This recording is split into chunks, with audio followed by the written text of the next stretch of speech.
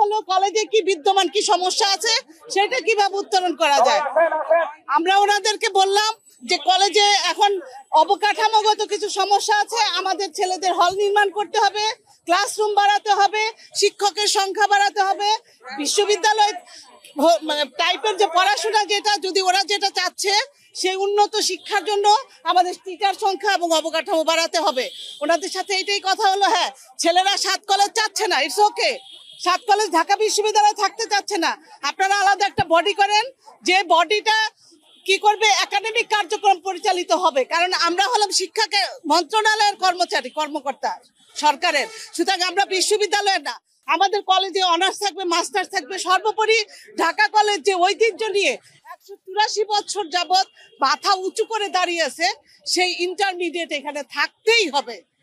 ওনাদের সাথে এই কথা হলো, কিন্তু পরবর্তীতে ওনারা সুইচ ওভার করে কথাগুলো বলছে যে 7 কলেজের বিভাগীয় প্রধানরা আসছিলেন, ওনাদের সাথে কথা বলেছি, ওনারা বলেছেন যে আলাদা বিশ্ববিদ্যালয় হবে। সেটা তো ঢাকা কলেজকে মৃত ঘোষণা করে বা ধ্বংস করে নয়।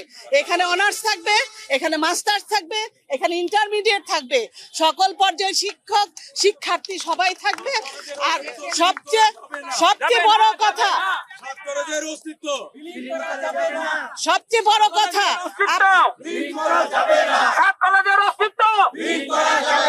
ঢাকা শহরের ঐতিহ্যবাহী 7টা কলেজের শিক্ষক, ছাত্র এবং কর্মচারীরা বিভিন্ন কারণে একটা উদ্বিগ্নতার মধ্যে দিয়ে তারা অতিবাহিত করছে।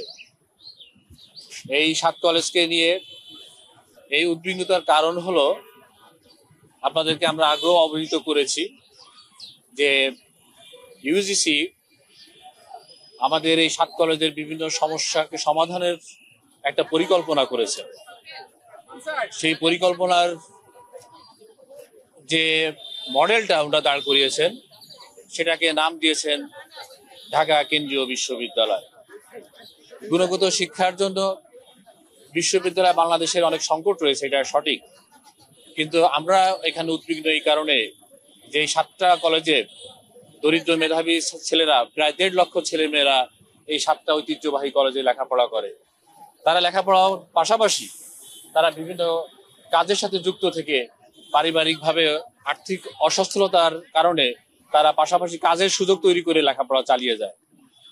কিন্তু যদি এই 7টা বিশ্ববিদ্যালয়, একটা বিশ্ববিদ্যালয় যদি 7টা কলেজকে ধ্বংস করে করা হয়, তাহলে আমার উচ্চশিক্ষার যে সুযোগটা এই দরিদ্র মেধাবী ছাত্ররা পেত সেটা পুরোপুরি ধ্বংস হবে এবং তারা বঞ্চিত হবে।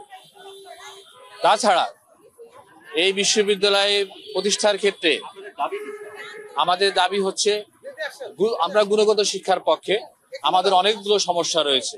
এই গুণগত শিক্ষার ক্ষেত্রে প্রথমত আমাদের ক্লাসরুম সমস্যা, আমাদের শিক্ষক সংকট রয়েছে, আমাদের লাইব্রেরি সংকট রয়েছে, আমাদের ছাত্রদের হোস্টেলের সমস্যা রয়েছে।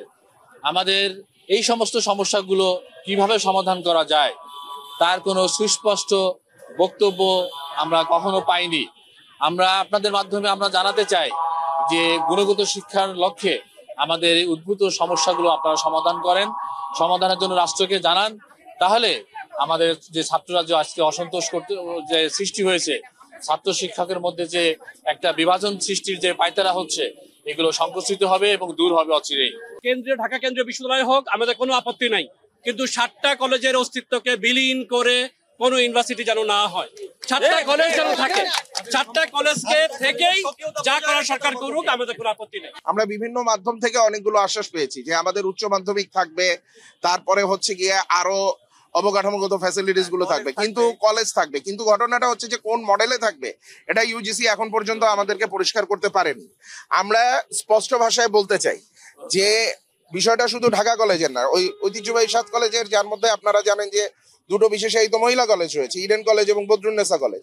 এই 2টো কলেজের হচ্ছে গত প্রায় 100 বছর ধরে এরা নারী শিক্ষায় গুরুত্বপূর্ণ অবদান রাখছে। আপনি যদি এখন এই 2টো কলেজকে একটা বিশ্ববিদ্যালয়ের স্কুল বানিয়ে তারপরে এই 2টো কলেজের স্ট্রাকচারটা চেঞ্জ করেন, তাহলে বাংলাদেশের নারী শিক্ষায় একটা বিরাট এফেক্ট পড়বে।